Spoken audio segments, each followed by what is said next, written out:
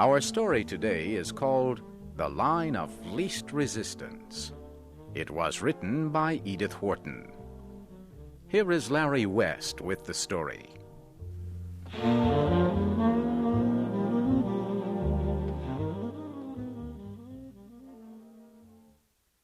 Mr. Minden returned home for lunch. His wife, Millicent, was not at home. The servants did not know where she was. Mr. Minden sat alone at the table in the garden. He ate a small piece of meat and drank some mineral water. Mr. Minden always ate simple meals because he had problems with his stomach. Why, then, did he keep a cook among his servants? Because his wife, Millicent, liked to invite her friends to big dinners and serve them rare and expensive food and wine. Mr. Minden did not enjoy his wife's parties. Millicent complained that he did not know how to enjoy life. She did a lot of things that he did not like. Millicent wasted Mr. Minden's money and was unpleasant to him, but he never got angry with his wife. After eating, Mr. Minden took a walk through his house. He did not stay long in the living room.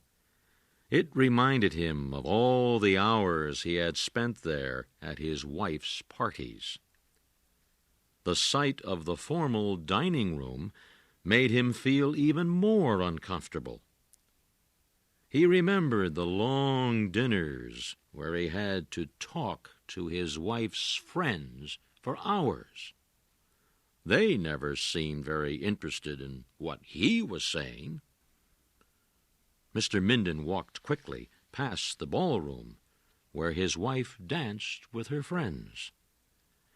He would go to bed after dinner, but he could hear the orchestra playing until 3 in the morning. Mr. Minden walked into the library. No one in the house ever read any of the books, but Mr. Minden was proud to be rich enough to have a perfectly useless room in his house. He went into the sunny little room where his wife planned her busy days and evenings. Her writing table was covered with notes and cards from all her friends. Her wastepaper basket was full of empty envelopes that had carried invitations to lunches, dinners, and theater parties. Mr. Minden saw a letter crushed into a small ball on the floor. He bent to pick it up. Just as he was about to throw it into the wastepaper basket, he noticed that the letter was signed by his business partner, Thomas Antrim. But Antrim's letter to Mr. Minden's wife was not about business. As Mr. Minden read it, he felt as if his mind was spinning out of control. He sat down heavily in the chair near his wife's little writing table. Now the room looked cold and unfamiliar. "Who are you?" the walls seemed to say. "Who am I?" Mr. Minden said in a loud voice. "I'll tell you who I am. I am the man who paid for every piece of furniture in this room. If it were not for me and my money, this room would be empty." Suddenly, Mr. Minden felt taller. He marched across his wife's room. It belonged to him, didn't it? The house belonged to him, too. He felt powerful.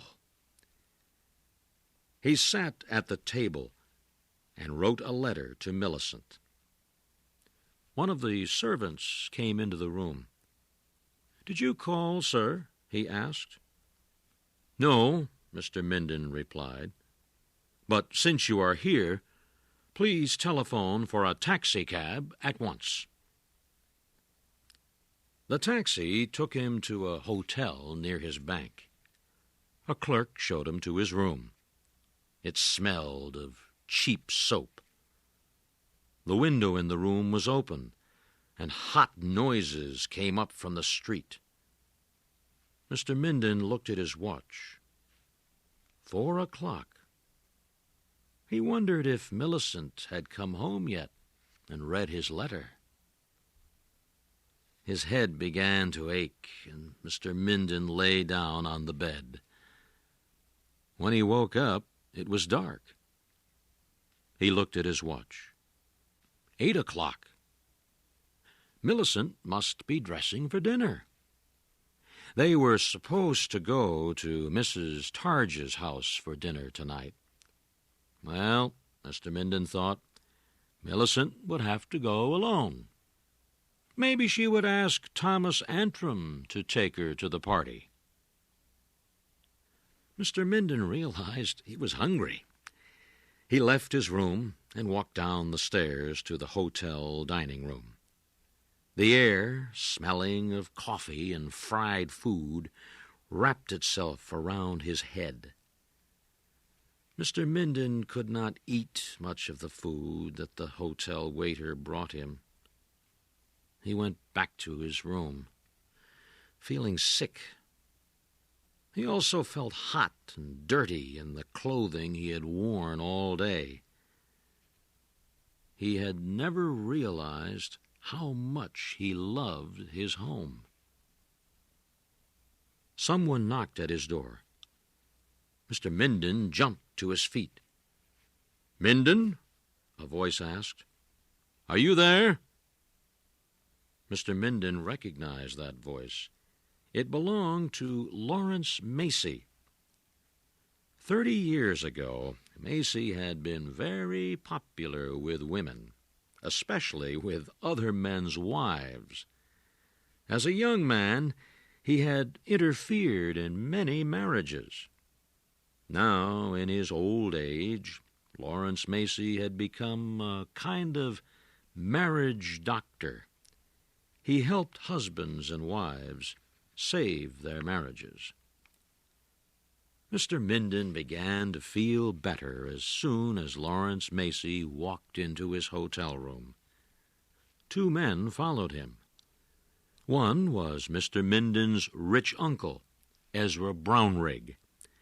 The other was the Reverend Dr. Bonifant, the minister of St. Luke's Church, where Mr. Minden and his family prayed every Sunday.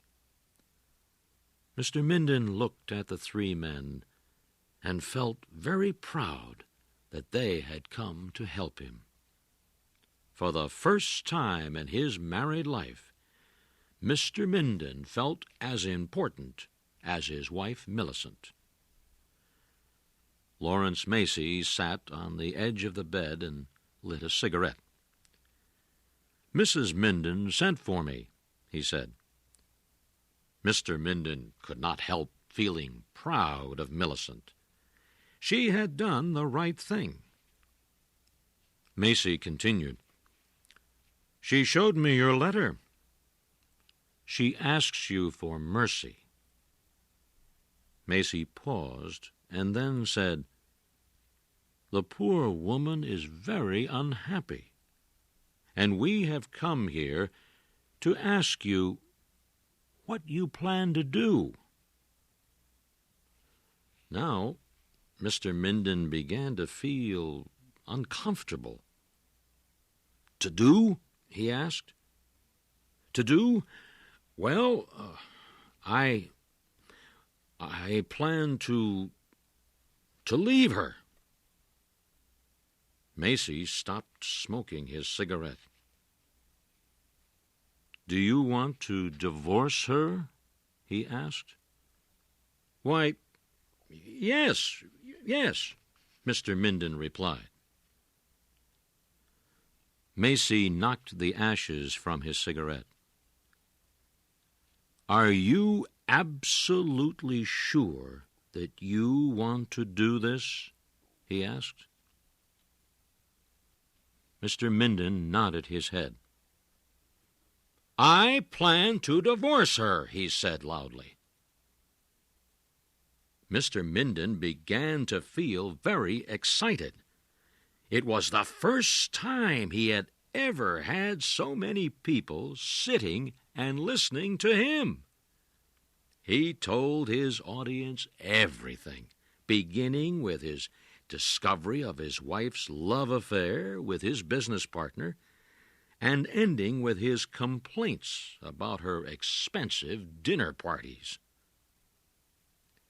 His uncle looked at his watch.